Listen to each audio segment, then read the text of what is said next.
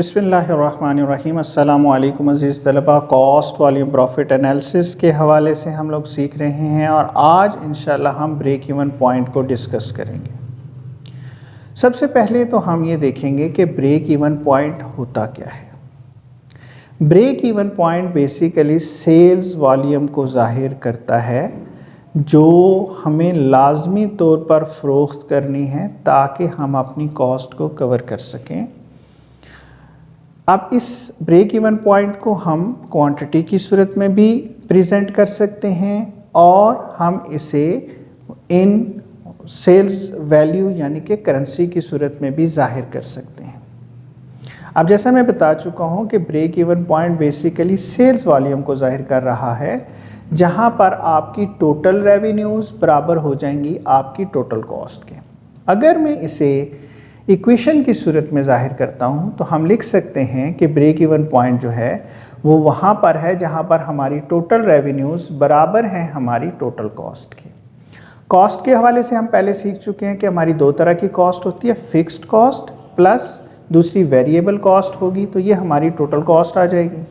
और जो हमारी टोटल रेवेन्यूज़ हैं ये बेसिकली हम सेल्स से जनरेट करते हैं, तो जितने यूनिट हमने सेल करने हैं उसे हम क्यू से रिप्रेजेंट करेंगे और जितने का एक यूनिट हम सेल करेंगे यानी कि जो सेल्स प्राइस पर यूनिट है उससे मल्टीप्लाई कर लेंगे, तो ये P इंटू क्यू हमारी टोटल रेवेन्यू होगी। तो हमारी इक्वेशन बन जाएगी ब्रेक इवन पॉइंट की P into Q is equal to fixed cost plus variable cost. तो ये वो पॉइंट है या वो सिचुएशन है जहाँ पर एक ऑर्गेनाइजेशन नुकसान से बच जाती है, उसे कोई नुकसान नहीं होता, और दूसरी सूरत हाल ये भी होती है कि यहाँ वो कोई प्रॉफिट भी अर्न नहीं कर रही होती। ब्रेक इवन पॉइंट हर ऑर्गेनाइजेशन के लिए कैलकुलेट करना बहुत ज़रूरी होता है ताकि वो ये मालूम कर सके कि उसे कम से कम कितनी सेल्स करनी है इन टर्म्स ऑफ क्वांटिटी या इन टर्म्स ऑफ करेंसी या सेल्स वैल्यू, ताकि वो नुकसान से बच सके। और ख़ास तौर पर नई ऑर्गेनाइजेशन के लिए बहुत ज़्यादा इम्पॉर्टेंट होता है कि वो अपना ब्रेक इवन पॉइंट कैलकुलेट करे और ये मालूम करे कि उन्हें कम से कम कितनी सेल्स करनी है ताकि वो नुकसान से बच सकें। अब हम ब्रेक इवन पॉइंट कैलकुलेट करना सीखते हैं। इसको हम एक एग्जाम्पल के ज़रिए भी सीख लेते हैं। हम फ़र्ज़ करते हैं कि मिस्टर ए ने गर्मी के सीज़न में ये डिसीजन लिया कि वो लेमोनेड जो है वो बनाकर फ़रोख्त करेंगे, यानी कि शिकंजबीन बनाकर फ़रोख्त करेंगे। इसके लिए उन्होंने मार्केट रिसर्च की और मार्केट रिसर्च के बाद उन्होंने इस बिज़नेस को स्टार्ट करने का फ़ैसला किया। अब सबसे पहले उन्हें स्पेस रिक्वायर्ड थी जहाँ पर उन्होंने अपना सेल पॉइंट बनाना था, जहाँ पर उन्होंने लेमोनेड फ़रोख्त करना था। तो उन्होंने एक स्पेस हायर की और उसके लिए ये डिसाइड हुआ कि उन्हें 500 रुपीज़ रेंट पर डे पे करना पड़ेगा। अब ये जो 500 रुपीज़ हैं ये उसकी फ़िक्स्ड कॉस्ट होगी क्योंकि इसका प्रोडक्शन या सेल्स से कोई ताल्लुक़ नहीं है। उसकी प्रोडक्शन जो है वो कम हो या ज़्यादा हो, या उनकी जो सेल्स हैं वो ज़ीरो हो या बहुत ज़्यादा सेल्स हों, वो उन्हें 500 रुपीज़ ही पे करना है।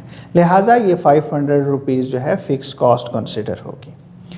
अब जो उन्होंने रिसर्च की थी उसमें उन्हें पता चला कि उन्हें बुनियादी तौर पर सिर्फ 3 आइटम्स चाहिए। एक उन्हें वाटर पानी चाहिए, शुगर या चीनी चाहिए और लेमन चाहिए। अब इसके लिए जो उन्होंने रिसर्च की उसमें पता चला कि 10 रुपीज़ उनकी कॉस्ट आएगी वाटर की, 10 रुपीज़ उनकी शुगर की कॉस्ट आएगी और 5 रुपीज़ उनकी लेमन की कॉस्ट आएगी एक गिलास लेमोनेड तैयार करने के लिए। तो इट मीन्स 25 रुपीज़ पर ग्लास या पर यूनिट उनका तैयार होगा लेमोनेड का जो उन्होंने बेचना है। तो ये वेरिएबल कॉस्ट होगी। अब ये वेरिएबल जैसा कि जाहिर हो रहा है कि पर यूनिट या पर गिलास है, तो अब ज़ाहिर है जितने गिलास उन्होंने तैयार करने हैं और वो फ़रोख्त करने हैं ये कॉस्ट बढ़ती जाएगी। इसी वजह से हम इसे वेरिएबल कॉस्ट कहेंगे क्योंकि इसका ताल्लुक प्रोडक्शन के साथ है। प्रोडक्शन कम होगी तो ये कॉस्ट कम आएगी और अगर प्रोडक्शन ज़्यादा होगी या सेल ज़्यादा होगी तो ये कॉस्ट भी ज़्यादा हो जाएगी। और तीसरा जो डिसीजन उन्होंने लिया वो ये कि वो ये लेमोनेड का गिलास 50 रुपीज़ का फ़रोख्त करेंगे, यानी कि सेल्स प्राइस जो है वो हो गई ₹50। अब तीनों बेसिक वेरिएबल जो हमें कॉस्ट वॉल्यूम प्रॉफिट एनालिसिस के लिए रिक्वायर्ड होते हैं वो हमें मालूम हो गए। सेल्स प्राइस 50 रुपीज़ आ गई, इसमें से हम वेरिएबल कॉस्ट लेस करते हैं जो कि 25 रुपीज़ है, तो ये हमारा कंट्रीब्यूशन मार्जिन आ जाता है जो कि 25 रुपीज़ जो है वो आ रहा है। अब हमने ब्रेक इवन पॉइंट कैलकुलेट करना है और ब्रेक इवन पॉइंट का फार्मूला है हमारा fixed cost divided by contribution margin per unit या पर ग्लास यहाँ पे होगा। अब fixed cost 500 rupees per day है और कंट्रीब्यूशन मार्जिन हमने कैलकुलेट किया है वो 25 रुपीज़ पर यूनिट या पर ग्लास आ रहा है। तो 500 डिवाइडेड बाई 25, ये 20 यूनिट्स आ गए, 20 ग्लास कैलकुलेट हो गए जो उन्हें एक दिन में लाजमी तौर पर बेचने हैं ताकि वो नुकसान से बच सकें और जितनी भी उनकी कॉस्ट है वो पूरी हो सके।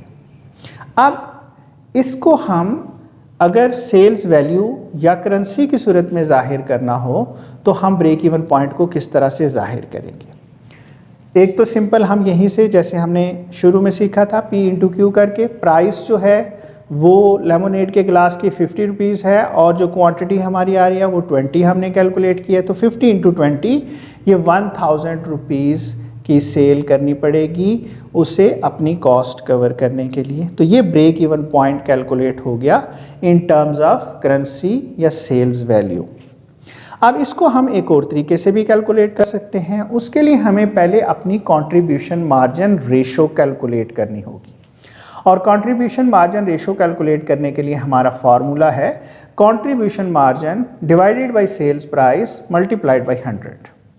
कंट्रीब्यूशन मार्जिन हमारा 25 है, सेल्स प्राइस हमारी 50 रुपीज़ है और 100 से हम इसलिए मल्टीप्लाई कर रहे हैं ताकि हम इसे परसेंटेज या फीसद में ज़ाहिर कर सकें।